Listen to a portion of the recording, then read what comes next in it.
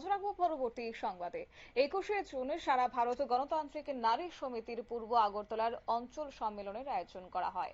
অবশ্য আজকের এই অঞ্চল সম্মেলনের আয়োজন করা হয় জেল রোড স্থিত ধলেশ্বর পার্টির পূর্ব আগরতলা অঞ্চল অফিসের সামনে। সেখানে তারা একটি মানববন্ধন কর্মসূচির হাতে নিয়েছেন এবং সেই নিয়ে সারা ভারত গণতান্ত্রিক নারী সমিতির সদস্যরা আজ উপস্থিত ছিলেন। শুরুতেই তারা শহীদ বেদিতে পুষ্প অর্পণ এবং পাশাপাশি পতাকা উত্তোলনের মধ্য দিয়ে দিনটির সূচনা করেছেন এবং তারপর একাধিক বিষয় নিয়ে আলোচনাও হয়েছে। মানববন্ধনের কর্মসূচি নিয়ে কি বললেন আজ বাম নারী নেত্রী মিতালী ভট্টাচার্য, শুনুন।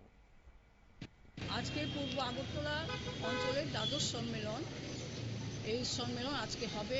আমরা এই সম্মেলনের মধ্যে আলোচনা করি বিগত 3 বছর 22 সালে যে আমাদের সম্মেলন হয়েছিল, এই 3 বছর সম্মেলনের মধ্য দিয়ে যে আমরা আলোচনা করেছিলাম আমরা কি করব, আমরা কি করেছি, কতটুকু করতে পেরেছি বা পারিনি, সেটা এখানে আলোচনা হবে।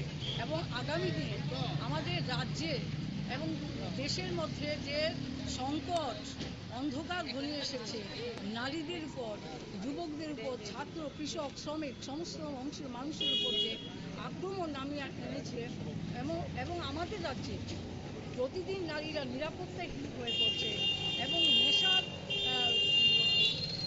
সাগরে ভাসছে, আমাদের যে আগামী প্রজন্ম একদম নষ্ট হয়ে যাচ্ছে, এই সমস্ত বিষয় প্লাস আমাদের রাজ্যে প্রতিদিন জিনিসপত্রের দাম বাড়ছে, রান্নার গ্যাস, মহিলারা রান্না করতে গেলেই রান্নার গ্যাসের প্রয়োজন হয়, সেখানে রান্নার গ্যাসের দাম সহ বিভিন্ন জিনিসপত্রের যে দাম, এই দাম বৃদ্ধির বিরুদ্ধে রেগা 12-এর কাজ, শ্রমজীবী মানুষের কাজ এবং নারীদের নিরাপত্তা সহ যুবদের কাজ, ছাত্রদের শিক্ষা, এই সমস্ত বিষয়গুলো আমরা আলোচনা করব।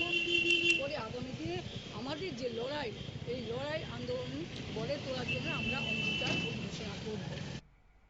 আপনারা শুনলেন বাম নারী নেত্রীর বক্তব্য, অর্থাৎ বিগত বছরে 3 বছরের যে পরিকল্পনা তারা হাতে নিয়েছিলেন এবং সেক্ষেত্রে সাধারণ মানুষের স্বার্থে পাশাপাশি সেখানে সংগঠনকে মজবুত করতে যে যে প্রকল্প কিংবা যে কর্মসূচি হাতে নিয়েছেন তার কতটা বাস্তব রূপ হয়েছে, জনসাধারণের স্বার্থে কতটা রুখে দাঁড়াতে পেরেছে, সেই সমস্ত বিষয় নিয়ে যেমন আলোচনা হয়েছে এবং আগামী দিনের রূপরেখাও আজকে এই কর্মসূচির মধ্য দিয়ে তুলে ধরেছেন বাম নারী নেত্রীর সদস্যরা। নিয়ে নিচ্ছি ছোট্ট একটি বিজ্ঞাপন বিরতির সঙ্গে থাকুন।